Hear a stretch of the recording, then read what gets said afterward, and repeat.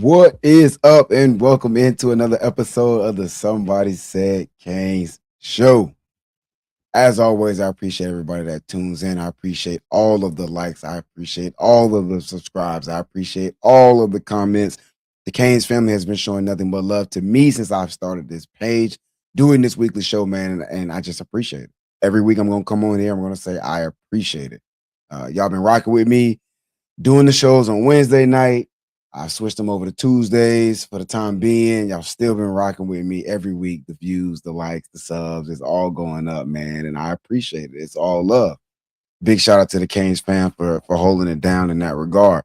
Last week we did on the Somebody Said sports show, which we do every Monday night at 9 p.m. where we talk everything football. That's NFL and college. And we did a full 3-hour plus live draft watch show for the whole first round of the NFL draft. A lot of folks jumped in and watched that too. Appreciate it, man. That was a long show. 3 hours is long, by far the longest show we've done. We usually keep the shows about an hour. We went 3.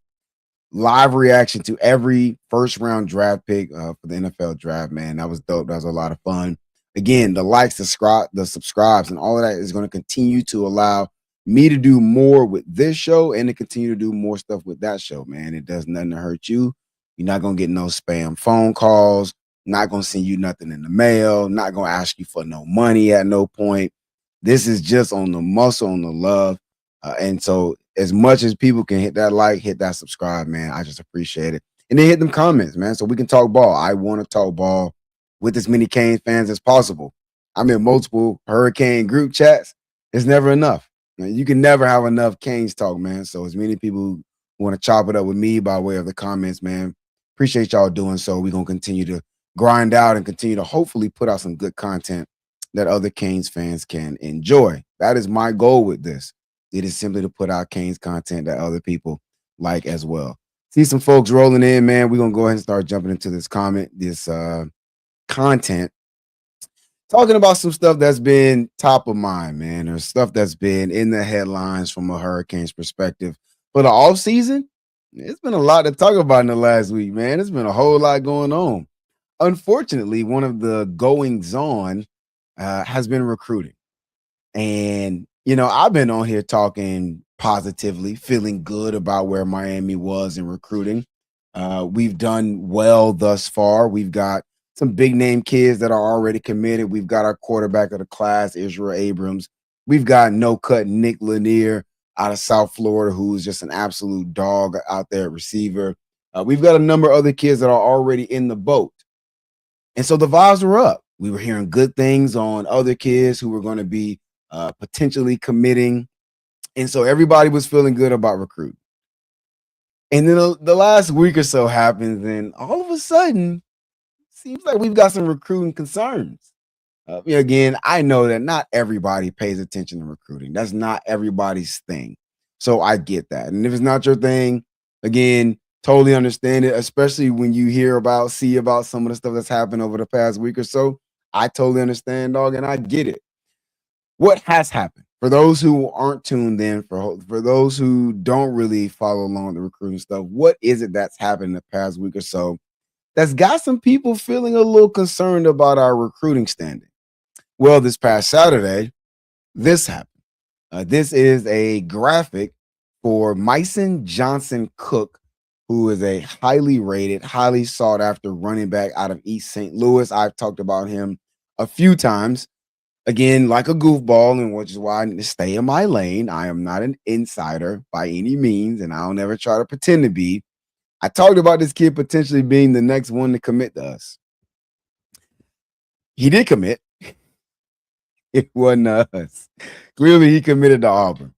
Now, it was a very interesting situation because this kid was around Miami a lot. He was in Miami no less than 3 times during the spring season, watching practice, at the barbecue, hanging out around campus, saying all the right things about Miami. Some folks in the know say he was silently committed. He told Mario Cristobal he was coming. And then he had a commitment date set, April the 25th.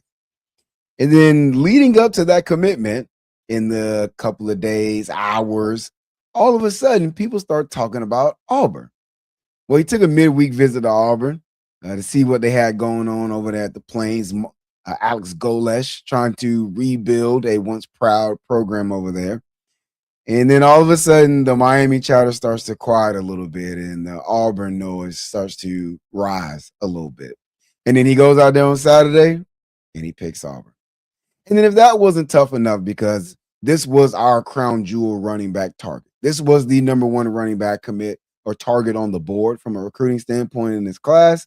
You lose him to Auburn, what seemed like at the ninth hour, which was frustrating, upsetting, annoying, concerning. But it's like, all right, he's not even from Florida. He's from St. Louis.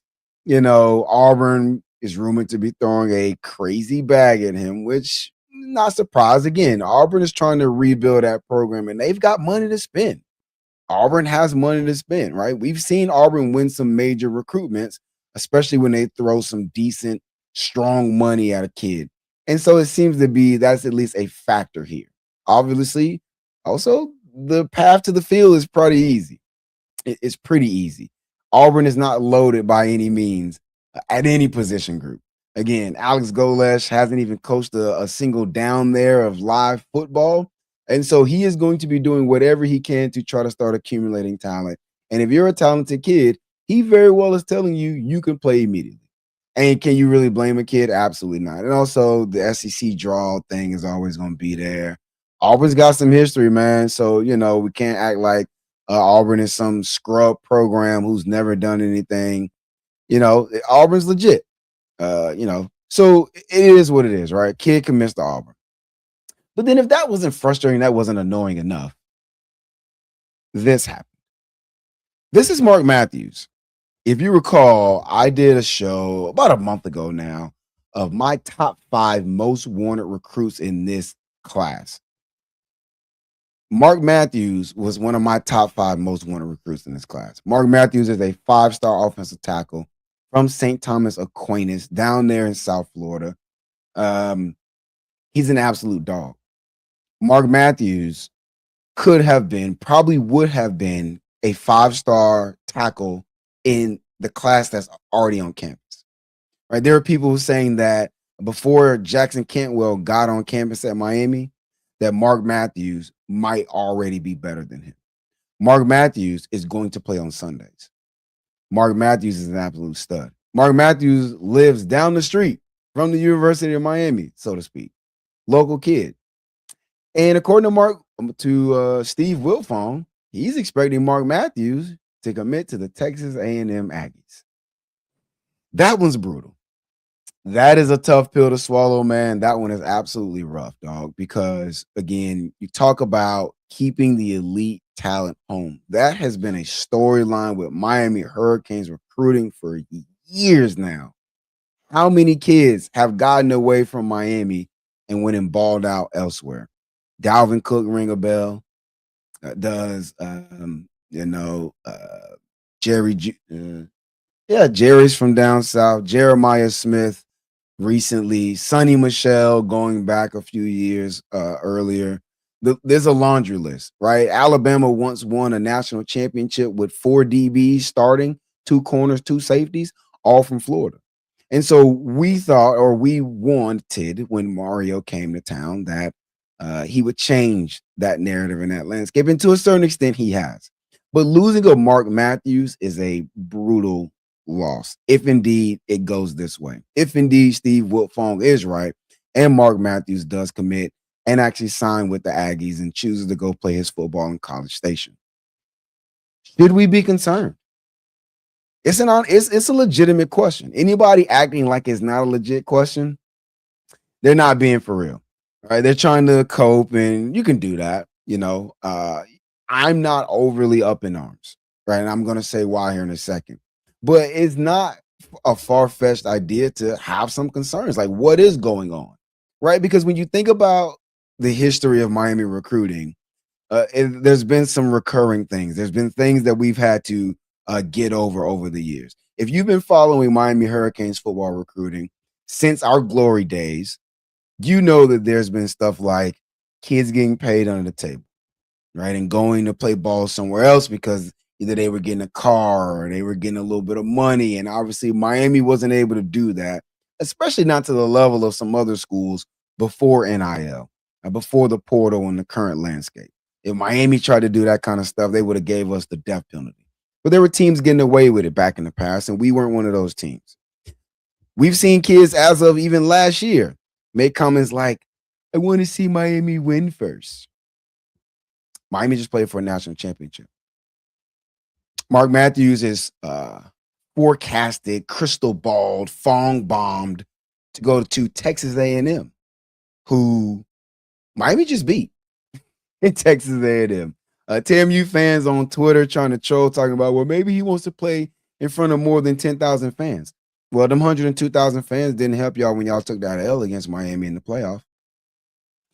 Kids are saying that, you want to see Miami win. Miami just knocked off Ohio State, Ole Miss. That was two SEC teams, arguably the premier program in college football over the past decade in Ohio State, on their way to competing for a national championship. Last 2 seasons, we've won double-digit games. So you can no longer use the excuse that you want to see Miami win. But if you've been following Miami recruiting for a while, you know that that's been a thing. Then there's this other factor, man, and it's hard to quantify. It's hard to know when this one's going to happen. Some kids just want to be somewhere else. I think there is a fascination with some of these kids of just, I grew up in this area. I'm from South Florida. I've only ever lived here. I want to go experience living somewhere else. I want to be in a college town. I think that's weird. I think it's odd. But honestly, I think a lot of stuff these kids do these days is odd, right? We're talking about Florida kids who walk around in hoodies in June and July. And y'all know how hot it is around here. These is just different. These just be on some different kind of time, man. And so some of these kids are gonna do some stuff, and you like, dog, that makes no sense. Well, for me as a 30-plus-year-old man, yeah, I think it's dumb. For whatever reason, it makes sense for them. But this is what you can rest easy about when it comes to Miami Hurricanes recruiting. We are not losing recruitments anymore due to lack of effort. There were times around some coaches, Manny Diaz being one of them at a time, where they wouldn't even get into some of these recruiting battles. They wouldn't even throw their hat in the ring, so to speak. They really wouldn't try to go toe to toe if Georgia was offering a kid or Ohio State was after a kid. They wouldn't even try to scrap with them. We're not losing kids for lack of fight in terms of recruiting. We're not losing kids for lack of funds in recruiting. We've got money. There's not a shortage of money to use in NIL, to use in endorsement deals in and around the University of Miami football program to draw kids. We have funds, right? Don't get it twisted, right? We just got we just won some major recruitments, and every major recruitment we've won required some money. Going back to some of the guys I want to talk about here in a second who made their way to the NFL draft very recently, we spent money to get those kids. We've got some kids committed right now where we spent money to get those commitments. Jackson Cantwell is not playing in Miami for free. So it's not from a lack of money either. It's also not from a lack of development. Again, I'm going to talk about the draft results. We just had 9 kids get drafted, 3 in the first round, 2 of them defensive end, 1 at tackle. Those are 2 of the top 5 most important positions in football, and we just put 3 guys in the first round. So it's not from a lack of development if we're losing a recruitment. It's not from a lack of energy and focus around recruitment. There's been some coaches we've heard about on the college landscape, like Dan Mullen, who just didn't care about recruiting like that. They just didn't want to do it, and that's fine. And I hope the best for them. Mario Cristobal don't fit that bill. Mario Cristobal has made his bones largely in part due to his recruiting chops. Mario is a dog recruiter. He's been an elite recruiter his entire time as a coach, going back to when he was a grad assistant on the University of Miami staff. So if we lose a recruitment, it's not because of lack of funds, effort, development, or willing to try. With that being said, though, With that being said, we're still going to lose recruitments. Like, it's going to happen. You can't win them all. We are battling for some of the most sought after kids in the country, not just locally, nationally. We recruit nationally now. We are battling the biggest programs, some of the biggest booster clubs, some of the most well-known names. When a logo walks in the room, everybody recognizes it type of programs. That's who we're battling for some of these recruitments. We're just not going to win them all. Hey, shout out to Jose in the comments, man. Jose, I appreciate you tuning in, man. Jose jumped in the comments. He said he's a longtime fan, man. Appreciate it. Watching since the glory days. Same, man. As long as I can remember, at least. We won championships without Mark Matthew type recruits. You don't need every 5-star to win a championship, but we're still getting our share. Jose, I'm glad you finished with that final statement, because that's where I want to wrap this piece up. I agree. You don't need every 5-star to win a championship. We just saw Ohio State put 10 kids into the draft, multiple more first rounders than we had. I think they had 4. We only had 3. Multiple kids in the top 10 and the top 15, and they didn't win a championship this season. Those guys were part of the championship winning season the prior year. But they didn't win it this year. And you could say that they had a more talented roster than we did. So, no, you don't need a team full of 5-stars to win championships. More important than that, we are getting our share. We're getting our share. Our recruiting class, currently ranked 16th, is not going to end up in the 30s. It's not going to end up in the 40s. It's not going to end up in the 20s. We're still going to have an elite recruiting class. Our recruiting class is still going to be very highly rated, with a bunch of names of kids who are going to be immediate impact, guys who are going to develop and they're going to contribute to winning Miami Hurricanes football. So, yes, we may have lost out on the Myson Johnson Cook recruit. Mark Matthews might actually go to Aggie land and play for Texas A&M. Miami's going to get theirs. Mario Cristobal is going to get his. And for what we don't get on the high school recruiting level, you see what we've done in the portal. Darian Mensah out of the portal. Last year, 2 years ago, Damian Martinez and Cam Ward out of the portal. Last year, Carson Beck, CJ Daniels, Markel Bell was out of the portal. Akeem Mesidor was out of the portal. Mo Torre out of the portal. Jacoby Thomas and Keontae Scott. So whatever we miss on the high school ranks, Mario gonna get his in either from other high school kids or in the portal. So if you are concerned about recruiting, you're upset about some of the recruiting momentum at the moment, I'm gonna leave you with this video. The tagline for the night is Roger said. Well, what is it that Roger said? Letters here, just for everybody out there in Packerland and yourself today. RELAX.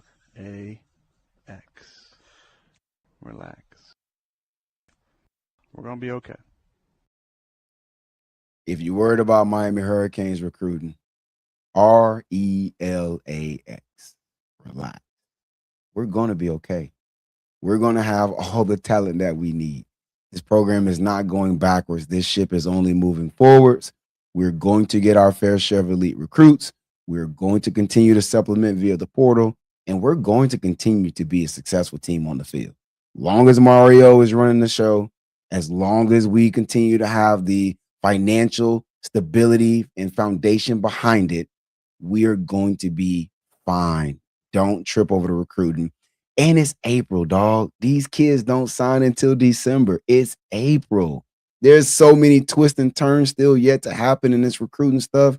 Bruh, don't lose no sleep over it. I am disappointed, yes, if a Mark Matthews leaves, because he was in my top 5 most wanted. He's a local kid.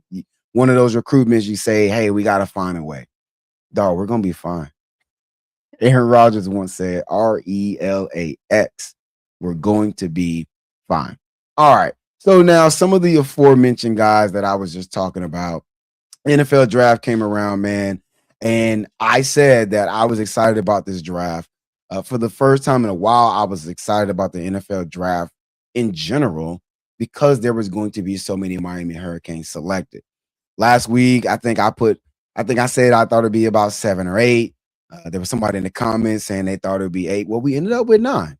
All right, so shout out to that, man. That was dope. And then a few other guys who are getting invitations to mini camps, some other guys who are undrafted, free agent pickups as well.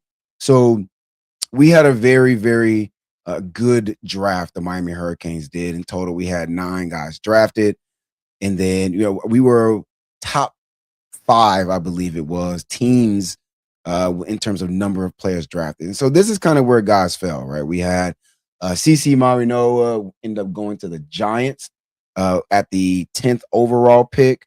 We had Ruben Bain go number 15 to the Bucks, which I was super lit about because I am a Bucks fan. I'm born and raised up here in the Tampa Bay area. Super excited to see Ruben come to the Bucks, man. We've needed a pass rusher since 2020. We haven't had a guy who can get after a quarterback since Shaq Barrett in his prime season of 2020, and we won that Super Bowl. So getting Ruben Bain is fantastic. We've got one of the best D tackles in all of the NFL. And so now you're able to put a Ruben Bain next to him, man. I could not be more ecstatic to have Ruben Bain be a Buck. It's very rare. Do you see a team or do you get to experience a kid balling out for your favorite college team and then go into your favorite NFL team? Like, I don't know if that's happened before. Not that I can think of. I can't think of any like highly sought after Hurricane players who ends up landing with the Bucks. Man, now I get to continue to cheer for him. So when that creamsicle Ruben Bain jersey drop, I gotta have it, dog. I gotta have it. The Dolphins are goofballery. I'm assuming some of y'all are Dolphins fans. If you're Canes fans, the fact that the Dolphins let Ruben Bain walk past them, man, to take Caden Proctor, I've never been a Caden Proctor fan. I wasn't a Caden Proctor fan out of high school when he was rated over Francis Marinoa. I don't think he's done anything in college to change my mind on that. I feel like he's been overrated the entire time. And the Dolphins take this man first overall when Ruben Bain is sitting right there. Our hometown hero is sitting right there. And y'all take Caden Proctor. Like, come on, Dolphins. But as a Bucks fan, I appreciate y'all. I appreciate y'all being goofballery the way that you are. Akeem Mesidor goes 22nd overall, first round pick to the Chargers. Super dope to see him go out there. It looks like he's already building a relationship with Khalil Mack. One of the elite pass rushers of this generation. So being able to learn from him, I think is going to be super dope. Carson Beck ended up going 3rd round to the Cardinals and actually is going to have a chance to start this season. Right, there are some. Ty Simpson's not starting. Ty Simpson ended up being the number 2 quarterback. Fernando Mendoza's number 1 quarterback going to Oakland. You imagine he'll start. Carson being the 3rd overall quarterback drafted. I thought that was dope. Yes, 3rd round. This was a very weak quarterback class. But Carson being the 3rd quarterback taken, I thought was a pretty cool thing, man, especially considering what he went through with the elbow injury, all the negative publicity, the breakup publicly, with the Cavern the girl and getting to Miami and his car got stolen in the first couple of months and people thought he wouldn't be able to make any noise in Miami. You end up getting an opportunity to go play for a natty and then you end up being the 3rd quarterback drafted. So shout out to Carson Beck, man. Kid gets a lot of negative talk about him and honestly, I don't get it. Like, he seems to just handle his business. He stay out the way, don't really say much or nothing for whatever reason people hate on Carson. So I'm cheering for Carson to have a successful NFL career. You know, is Arizona the best situation to go into? Probably not, but he does have a receiver, Marvin Harrison Jr. So hopefully it works out for him. He also got Jeremiah Love at running back, who the running game hopefully will take some responsibility off of his shoulders. Markel Bell ends up going to the Eagles, which that's a really good position to be in. The Eagles, low key, actually, it's not low key. The Eagles have done a really, really good job when it comes to drafting and developing in their trenches. Markel Bell, you can't teach that 6'9" wingspan. You cannot teach that size. And for him to be able to move the way he does at his size is special, man. He's got a little more developing to do, though. He's got some cleaning up that needs to take place in his technique, but the ceiling is ridiculous, right? The ceiling is as high as you want it to be with Markel Bell. He's going to go to a organization who is about the trenches. The Eagles are about those trenches, man, and so I like to see that fit for him. Jacoby Thomas ends up going 3rd round to the Minnesota Vikings. It's the Vikings. where you just don't expect him to make a whole lot of noise for quite a while. They're in a rebuild. But, I'm glad he's going to a place where he should have an opportunity to shine, right? He's not sitting behind a whole bunch of dudes who are going to be eating up all the snaps. He should be getting some real snaps. He will get real opportunities to play, I imagine, early. And so I think that's a good situation for Jacoby, man, and I'm cheering for him too. Keontae Scott, man, circling back around to my Bucks, man. My Bucks had a great draft.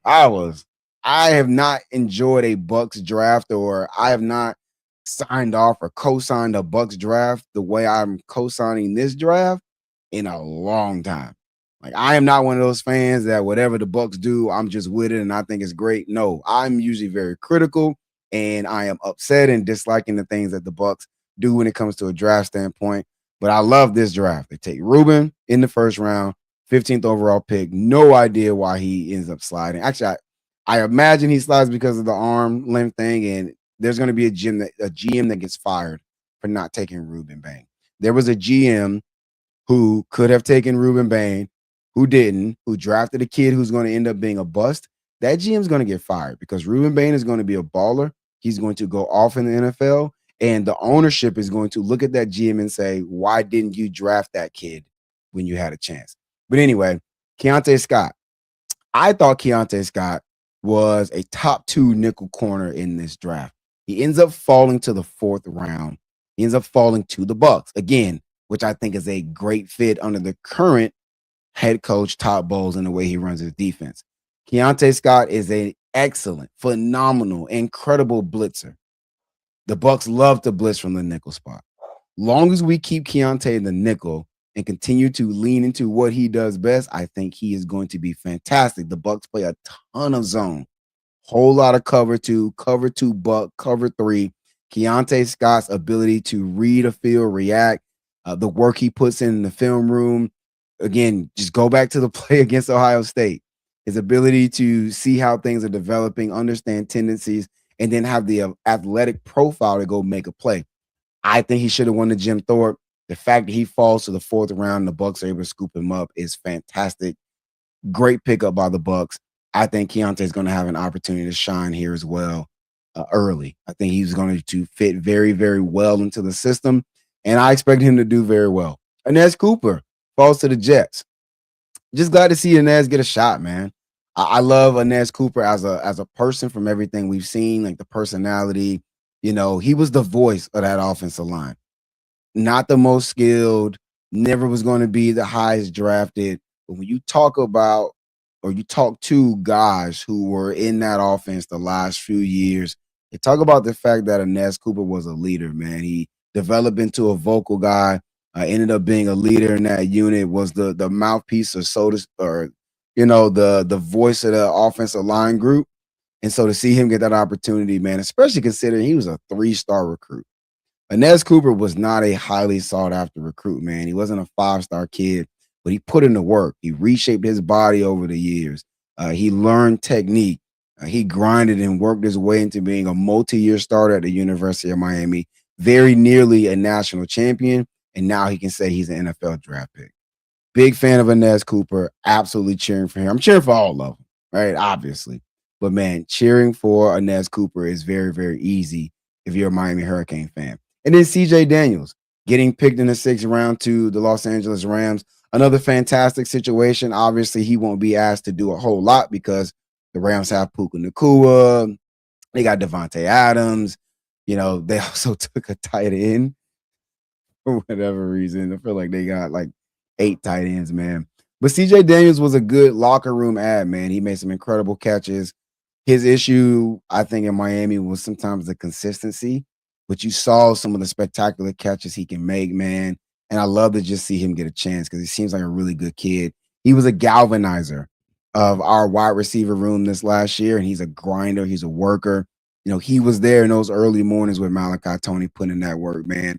Holding Malachi accountable, ended up rubbing off on each other. Pause. And so I just really like CJ Daniels, man. I love to see him, especially after the injuries and all of that and that throwaway year at LSU.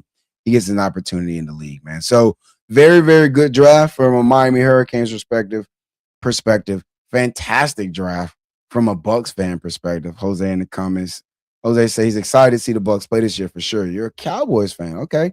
Now looking forward to playing the Giants. CC is definitely going to help them more physically imposing. Yo, I thought the Cowboys had a good draft too. I graded the Cowboys draft out as an A, man. Getting a Caleb Downs, first of all, that's a home run.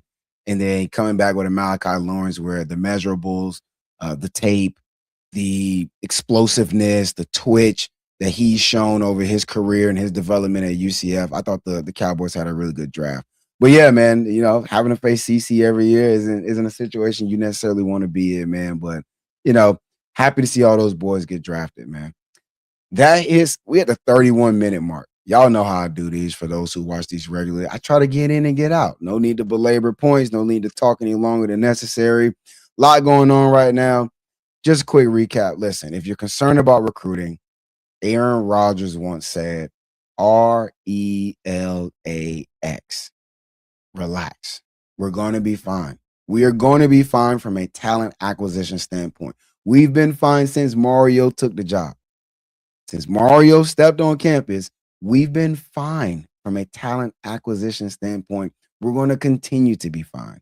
The program is in good hands. We're not falling off the map. We are not Free Shoes University where we peak in that season and then the next year we win 2 games. This ain't happening. It's not happening around here. So you're good. You can relax. Shout out to all the pro Canes, all the guys that were drafted this past weekend, the 9 guys that got to hear their name called, man, on national TV. Shout out to those 3 guys who got to walk across that stage in the first round. Hey, man, that's it for me. Again, big thanks for all the likes, all the subscriptions. When I hit 305 subs, I'm going to give away something. I'm going to buy a piece of merchandise, probably from Caneswear, and I'm going to give it away. I'll do I don't know what you call it, a sweepstakes. I'll do a giveaway of some sort. Hit 305 subs. Then I'm going to do that. Again, I appreciate everybody who's been showing love, man. I'm doing this show every Tuesday night right here at 8 p.m. Please continue to rock out with me. Please continue to hit them comments. I'm responding to everybody because, again, I just want to talk good Canes ball with everybody. Until I holler at y'all next week, I'm going to tell y'all be safe, man. And as always, y'all know what it is. It's go Canes. Peace.